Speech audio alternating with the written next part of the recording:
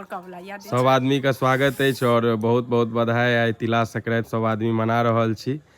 आइ जो बेसी दिन से नहियो नहाल रही तो आइ के दिन लोग सवेरे नहाइया। सवेरे उठ के हमहूँ एखन गाम में छी आ माँ बाबूजी दुनू गोटे छथि ठार। और आइ के दिन सबसे पहले जे छै से तिल चाउर से शुरुआत होइ छै। तो चलू एकर शुरुआत है, ताहिके बादे लोग कोनो और प्रसाद ग्रहण करैत अछि। माँ बाबूजी दुनू आदमी के हाथ से कहियो की कहबे। हम कहे छी अहाँके जे ई तिलबा खाउ, तिल चाउर ओजका प्रसिद्ध छै। आ हम आशा करै छी, उम्मीद करै छी जे अहाँ तीनू हमर बच्चा जे यऽ से हमरा दुनू प्राणी के मान सम्मान के साथ, इज्जत के साथ हमरा सबके अहाँ सब कर्म करी, व्यवहार करी आ एक पुत्र बेटा के जे फर्ज होइ छै से निभाही। निश्चित निश्चित कहू तऽ अधिकार छै अहाँ सबके और जीवन भर रहते। और अहाँ के स्नेह के बादे जे छै से कोनो और दोसर स्नेह। तो चलो ई भगवान कहैत हम ग्रहण करै छी। आशीर्वादी दै छी अहाँके, खूब पैघ के जिंदगी दैथ। वाह देख लियो।